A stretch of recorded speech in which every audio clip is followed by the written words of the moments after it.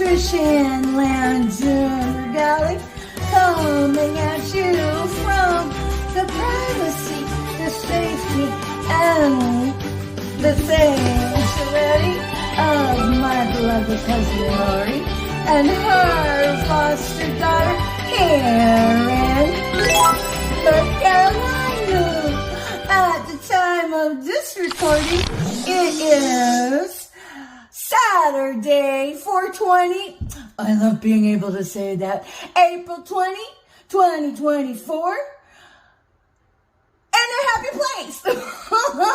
I got caught up on saying 420, but it's really 4:28 now. I'm like, oh, I missed it by 8 minutes. What's up? What's it going, everyone?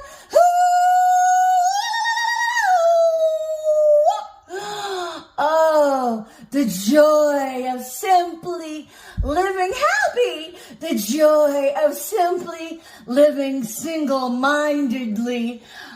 I mean, to all of the sociopaths and psychopaths, doesn't it ever get tiresome having to remember what face you presented to who and what you admitted to who and what you denied about certain aspects of life? I'm all like, doesn't that become a tired old shoe? Doesn't that become a burden to you? Or do you just blame everybody around you? I mean, because that matters, at least to the people that you're around that you say you love. Because at the end of the day, if you are divergent of mind, split mind, double-minded, that means being two-faced, you cheat yourself because you have an embodiment of power. You have an embodiment of a stream of your consciousness. But if you're splitting it down the middle and presenting life with different masks and different personas, that's energy that's being split instead of streamlining it into a one-way passage, into a passage of pertinence, into a passage of evolution, and into a passage of growth and development.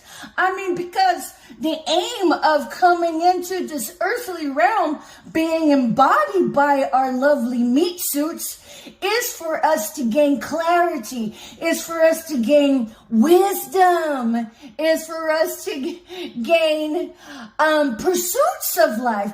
But if your pursuit of life has been split down the middle and then split 5 or 6 times to the right and 8 and 9 times to the left, that's scattering your energy. That's cheating yourself out of your best life.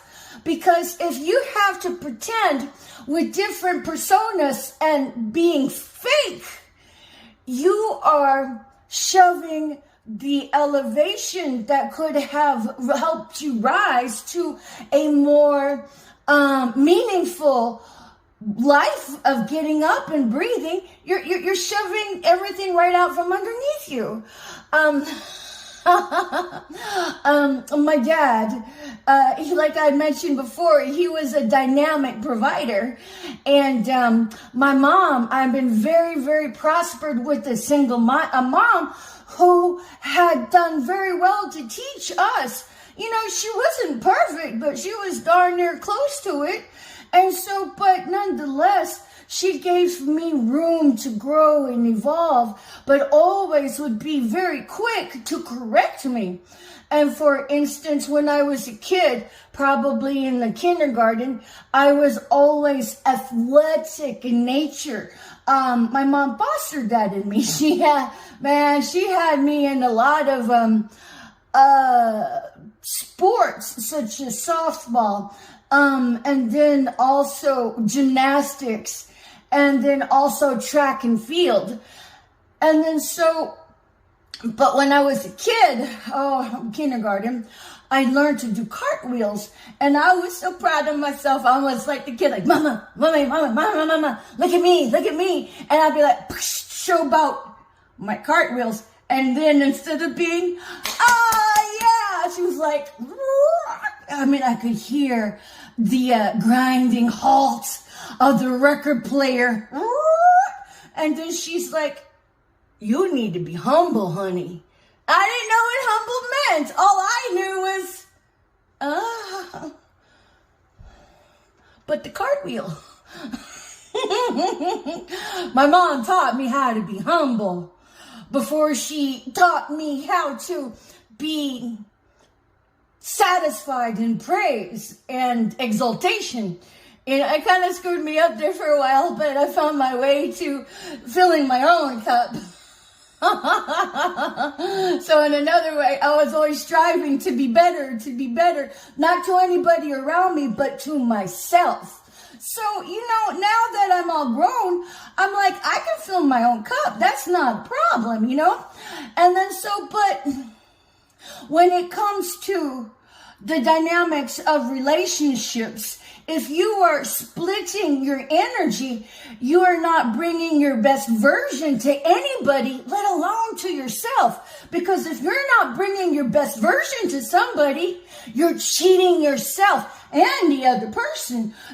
Because this is why it is so pertinent to be single-minded. So my dad, he was pretty chill, and everybody known him as Johnny. My first cousin Laurie, that's her Uncle Johnny, and her mommy is my Aunt Trudy. Johnny and Trudy were brother and sister. And then my dad, he grew up poor, and he was a poor white boy growing up on an Indian reservation. I mean, he looked white, okay?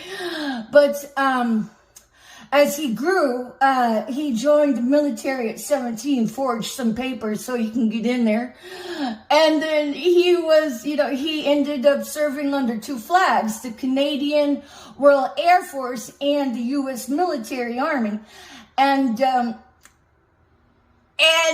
my one sister, she's a gem with her genealogy. Hats off to you, Caroline. I love you, honey.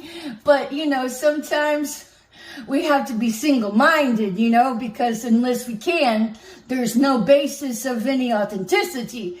So, but she had discovered that our father had fathered about 26 children and counting. I'll just put it there, 26 children, okay? So to say that the predisposition of divergence is through the roof. And so my mom, I was not raised by my father's heavy hand other than for the promotion of all the well-being, because he turned over the parenting to my mom. And then so while my mom was quick to correct me to the point of making sure I knew how to be humble, because she humbled me when I was learning my cartwheels. I don't even know if I was in kindergarten yet. And then so I was raised by her. So it's like I was not raised in open awareness of any divergence of mind. So whenever it would leak out, I'm like, even if you think you're so well adapted at running your sociopathic, psychopathic game with having multiple lives, not only double lives, but maybe triple and quadruple lives. I know my dad did. And like my niece had said, he was so good at it. We believed it for a long, long time. But even at that well-developed of playing psyop mental mind games, there were huge leaks along the way. Maybe that's why I'm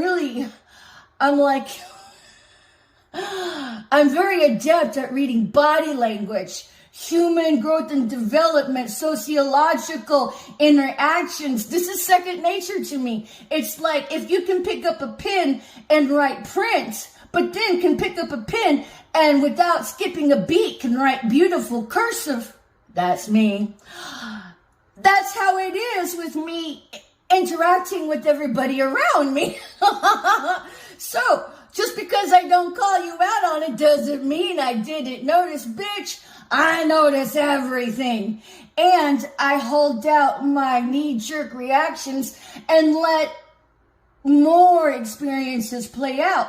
But so when it came to my dad, he had leaks all over the floor, and we ended up with the bumper sticker that said, when you tell the truth, you don't have to remember what you said. And then we put that, we pasted it to a corner piece of furniture in the homestead, which was a mirror. The mirror was in the prominent high traffic volume place of the house.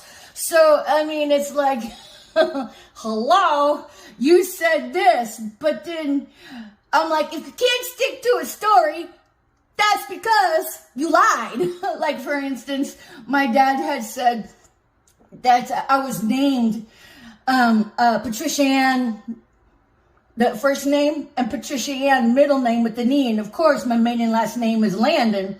And he said that I was named after a general in the army, a 5-star general in the army at that.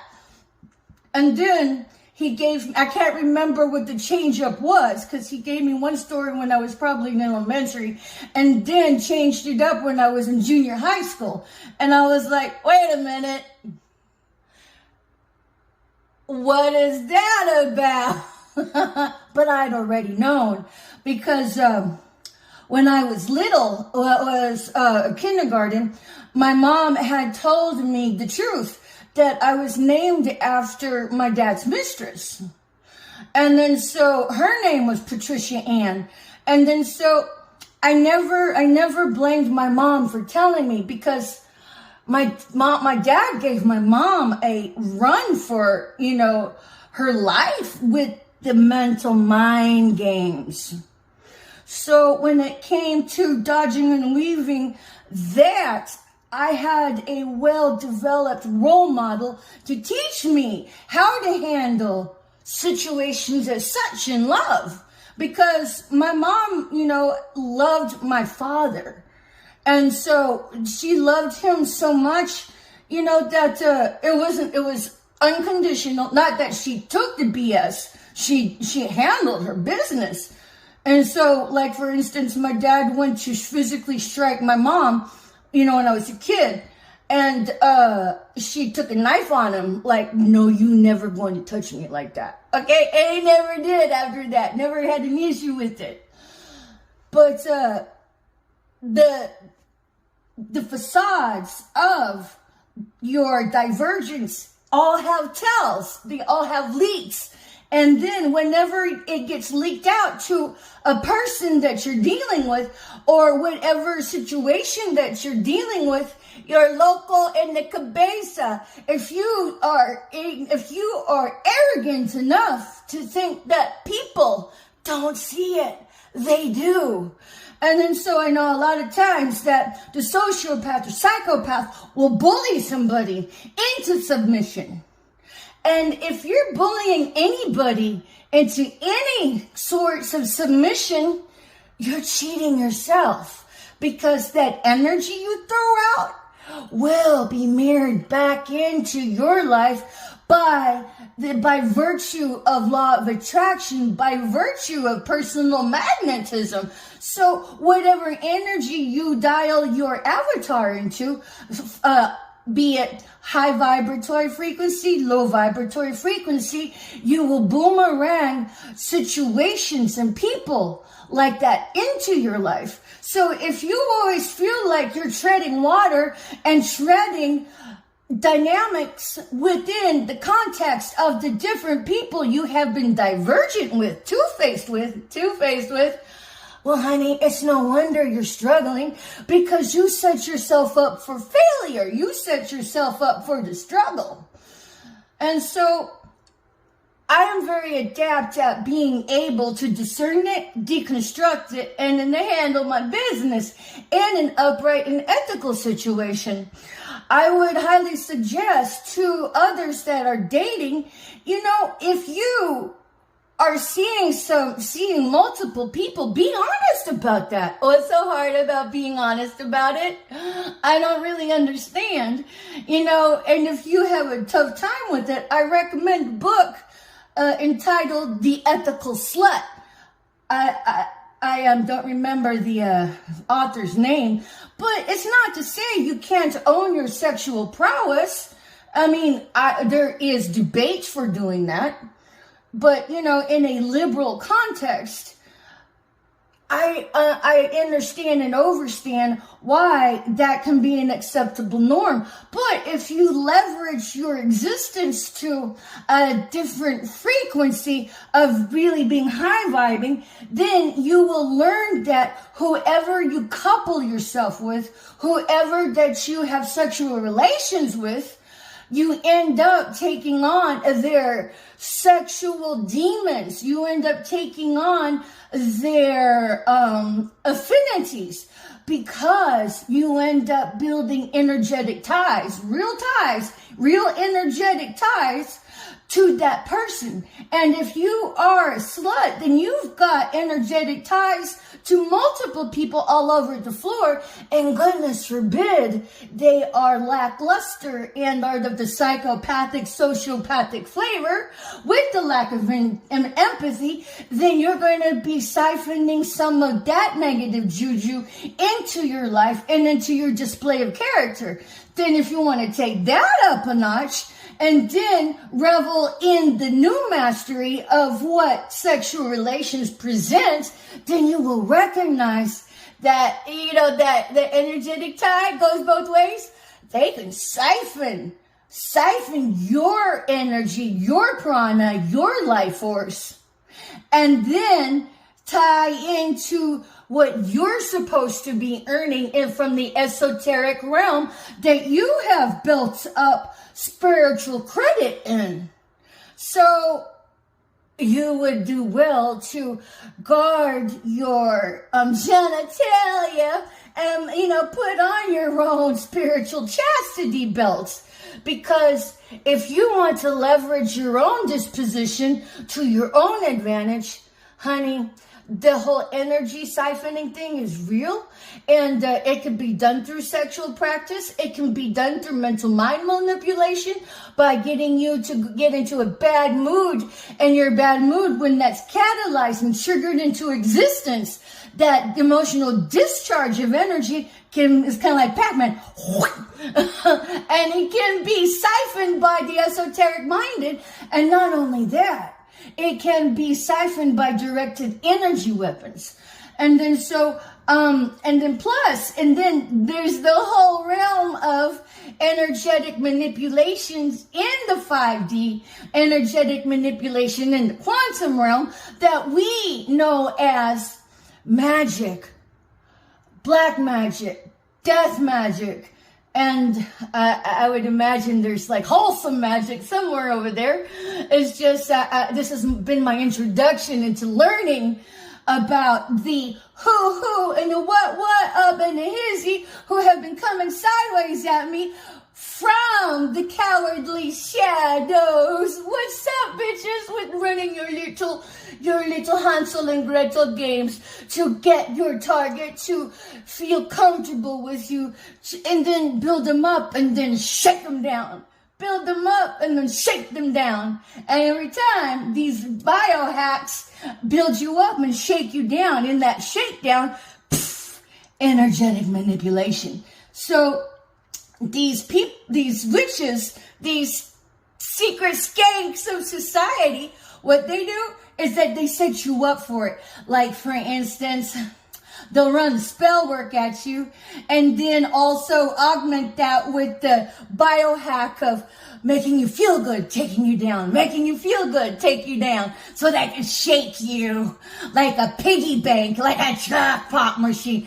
Because if you've been living on the up and up of the ethical side, such as I have, you become a lot more juicier to the next level moochers. You become a product, not a person, but a product to be played with, to be toyed with, to be taken advantage of, to be the portable, a battery to be farmed.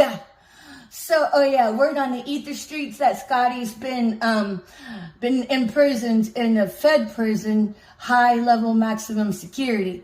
I mean, if it's not there, then it's just a matter of TikTok. So that's allegedly anyway, because I allege that guy was there to work over me, get me to trust him, so he can manipulate me into doing their bidding. I mean, as if I'm all like, I've survived like 25 years of being targeted on and off. And then for the past 4 years going on 5, heavy targeting and heavy secret state surveillance. You don't survive this long without being, you know, a wise person. They take my upbeat personality for weakness. They take my upbeat personality for being naive. I'm all like, whatever. You can think what you want. I really don't care. But at the end of the day, I am the Most High's agent. And clickbait. Yeah, it's true. It's so true. So whenever, but suffice enough to say that whenever you are being a two-faced person in the general context of your life, you're cheating yourself. You're splitting your energy. And I got this analogy from Kuan Yin of I have no cut cards to row. She explains the energy harvest like if you have a stream of water coming out of a hose and then you cap it, that water, can be split in one path and then another. But in my context, and using the water hose as the analogy, if you have a stream of energy coming out of a water hose, and instead of letting that water be focused in a particular direction, when you split that, you have a lower pressure going one way and you have a lower pressure going the other way. And then what's happening if that these directions were people, these directions were situations, you're not bringing your best version of yourself to anybody. And if you're not bringing your best version of yourself to any situation, you are shortchanging yourself. You're not living your best life. Now, if you're doing this for the holy shakedown of the almighty, there's a word for it, idolatry of money being your God, what you did was play curses to get cursed goods for your objects of desire. And then you don't even have the wherefore to even awaken to the truth that blood coin that you got is all cursed. So whatever you spend that on, you're doing nothing but bringing cursed items into your life. So my suggestion would be, if you find yourself that you're backed up into a cursed way of living, you don't have to stay there. Hey, nobody's perfect in this world.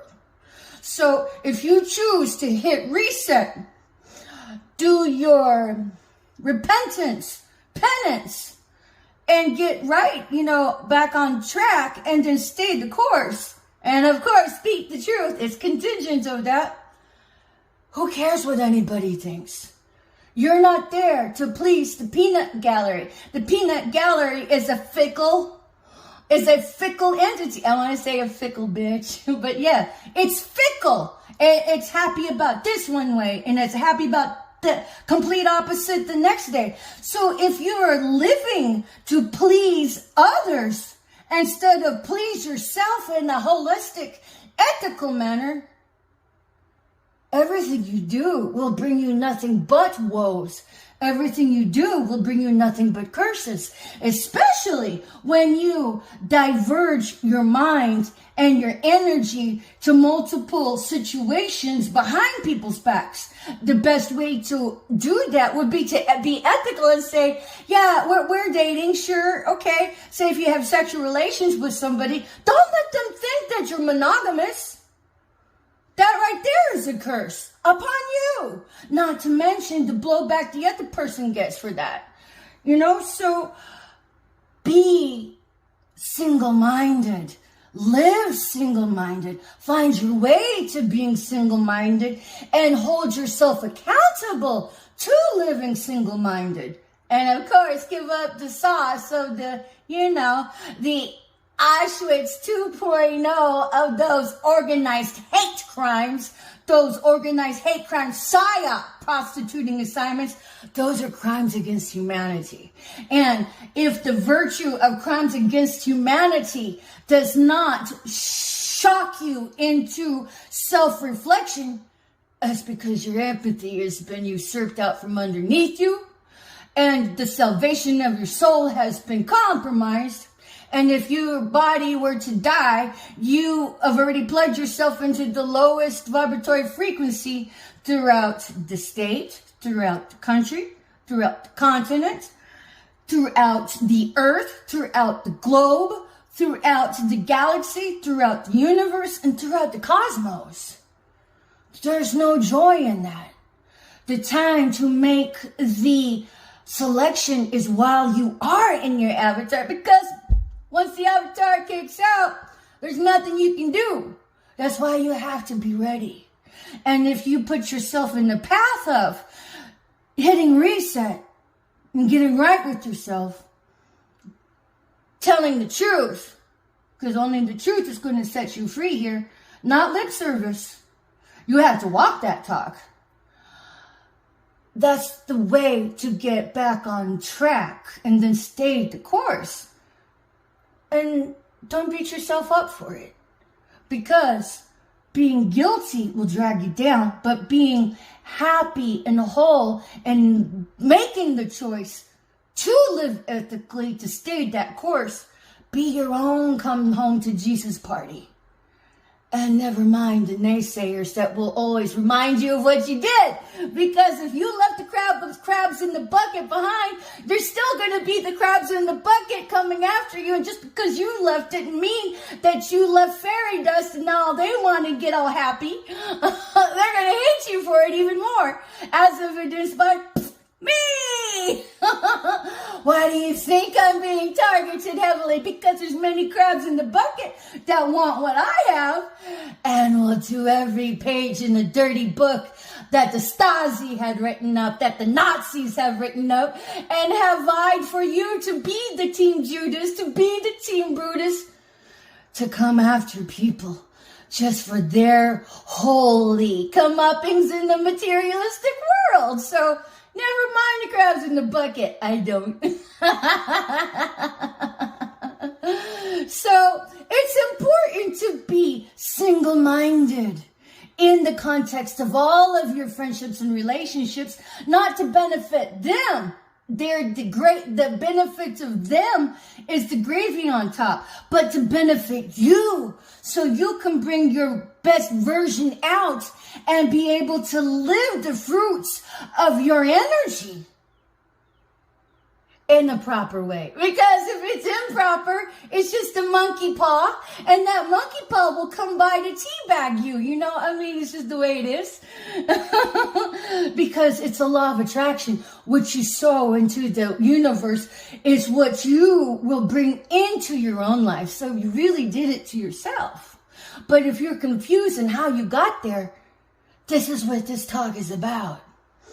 So it's been Patricia Ann Landon Regali talking about divergence of mind and the benefit of being single-minded.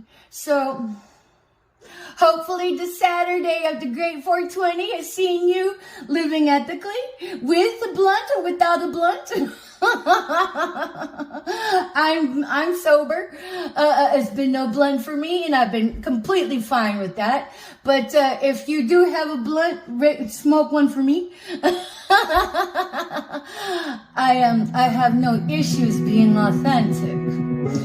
But nonetheless, it's been Patricia Ann Landon Regali, Chief Little Flower, coming at you from the privacy, the safety, and the sanctuary of my beautiful cousin Lori and her foster daughter's home in the state here in North Carolina. Peace. Bye for now.